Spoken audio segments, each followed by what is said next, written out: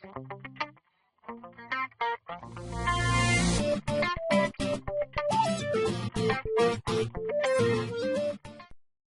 warahmatullahi wabarakatuh. Eh, Assalamualaikum warahmatullahi wabarakatuh. Berjumpa kembali dengan saya Empianus Eko Putra. Pada video tutorial kali ini saya akan membahas mengenai percabangan. Pengertian percabangan itu sendiri adalah pemilihan suatu pernyataan atau statement yang akan dieksekusi, di mana pemilihan tersebut biasanya berdasarkan pada kondisi tertentu. Adapun jenis struktur percabangan itu ada dua. Yang pertama if dan yang kedua switch. Tapi pada kesempatan kali ini saya hanya menjelaskan if satu kondisi saja terlebih dahulu. Seperti pada modul, di sini if satu kondisi ini biasanya melibatkan sebuah ekspresi saja yang akan diperiksa.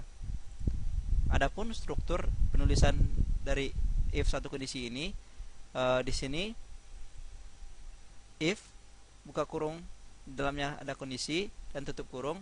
Setelah itu diawali dengan buka kurung kerawal, dan di dalam kurung kerawal ini dituliskan statement-statement yang kita butuhkan. Nah, setelah itu diakhiri dengan kurung kerawal tutup. Nah, sekarang langsung saja kita masuk kepada pembuatan programnya. Di sini saya menggunakan Microsoft Visual Studio 2010. Langkah pertama yang harus kita lakukan adalah membuat file project terlebih dahulu. Caranya dengan cara klik file, new, project.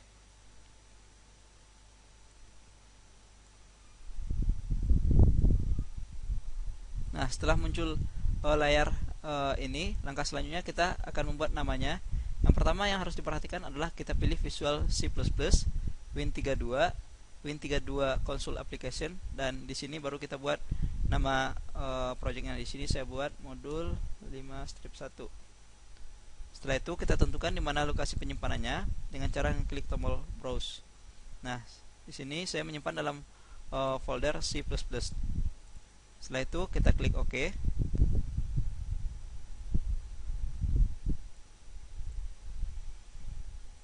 Nah, di sini pada step ini selanjutnya kita klik next. Nah, pada langkah selanjutnya ini kita harus menghilangkan centang pada pre-compiled header dan mencentang empty project. Selanjutnya kita klik finish.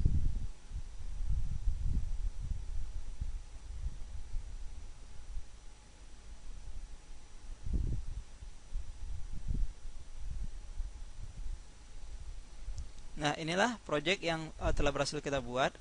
Nah, langkah selanjutnya kita harus membuatkan file untuk mengetikkan sintak programnya dengan cara klik kanan di source file, klik add, new item.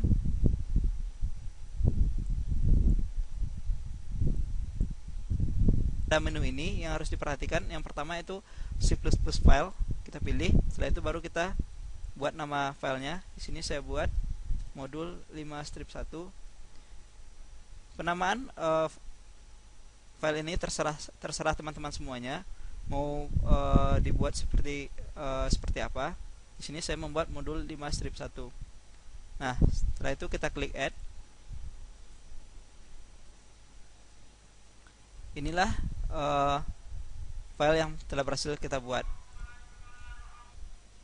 Baiklah, sekarang langsung saja kita coba membuat program untuk implementasi penggunaan percabangan if satu kondisi. Nah, sekarang saya membuat komentar terlebih dulu. Di sini saya buat modul 5.1.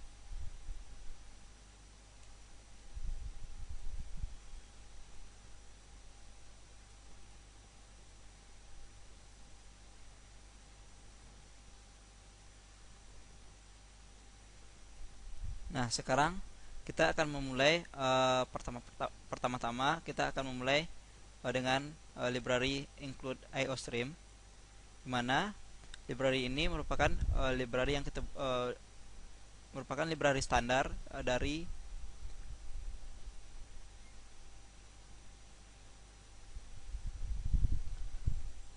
include IOStream. Ini merupakan library standar yang digunakan dalam pemrograman C++, di mana ini berfungsi untuk dalam pembuatan perintah input atau output. Nah, yang kedua, kita akan membuatkan library string. Library string di sini berfungsi untuk agar nantinya kita bisa menggunakan fungsi-fungsi yang terdapat dalam library string ini. Nah, selanjutnya kita akan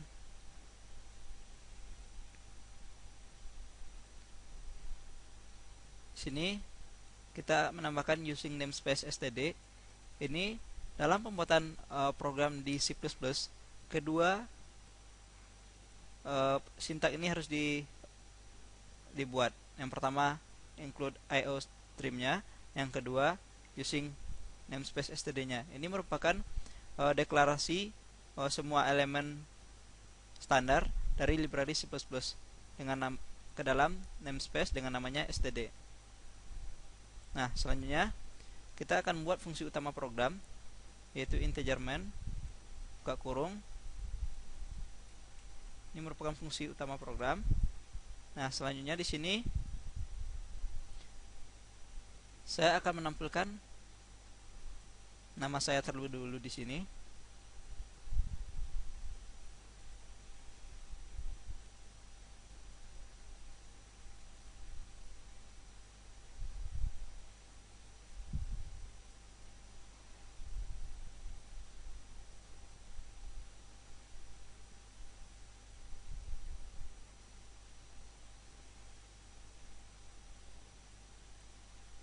Nah, sintak ini boleh teman-teman hilangkan atau buat sesuai dengan kreasi teman-teman masing-masing.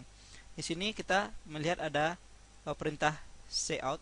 Cout ini merupakan perintah untuk menampilkan data-data ke layar monitor. Cout ini akan error apabila using namespace std dan iostream tidak disertakan. Nah, selanjutnya kita buat judul dari program kita ini. Sini saya buat judulnya kelulusan siswa, dimana di sini kita akan mencari kelulusan siswa dengan menggunakan if satu kondisi.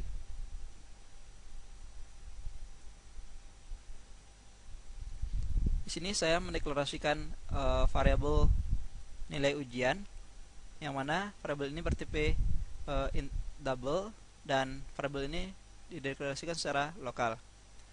Selanjutnya kita akan minta input data kepada user.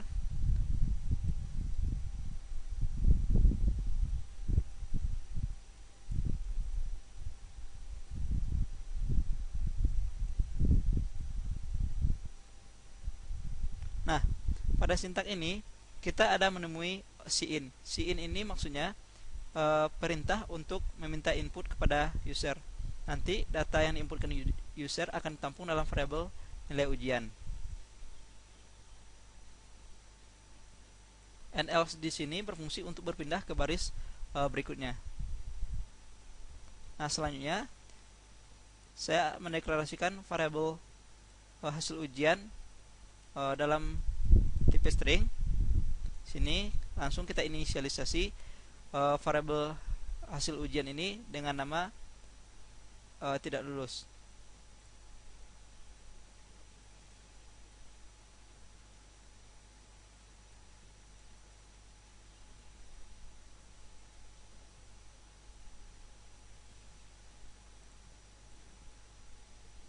Ini bertipe string.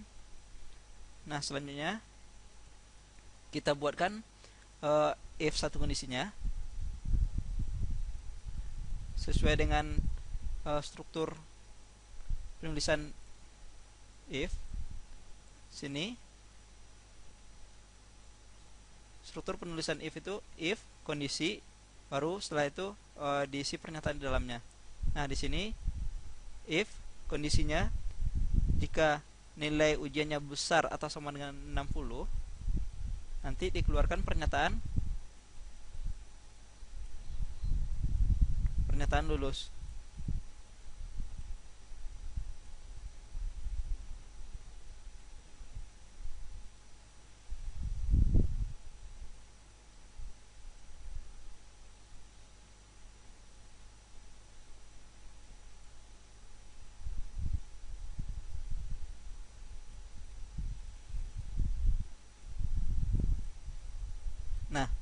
Di sini jika nilai ujiannya besar atau sama dengan 60, maka ditampilkan lulus, mana lulus ini akan dikopi ke dalam variabel hasil ujian. Adapun fungsi untuk mengkopi nilai lulus ke dalam hasil ujian adalah strcpy. strcpy. strcpy ini terletak dalam library string.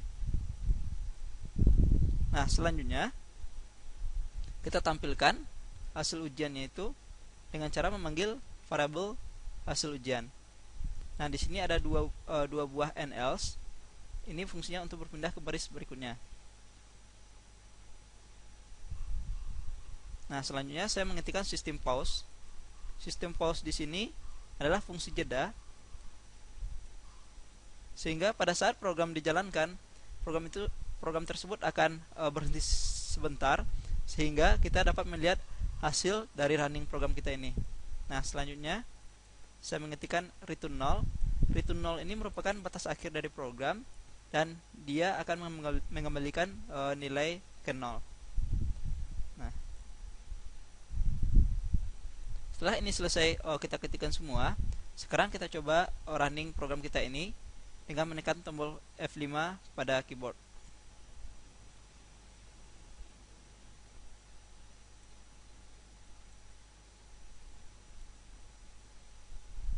Nah, inilah hasil running dari program kita tadi.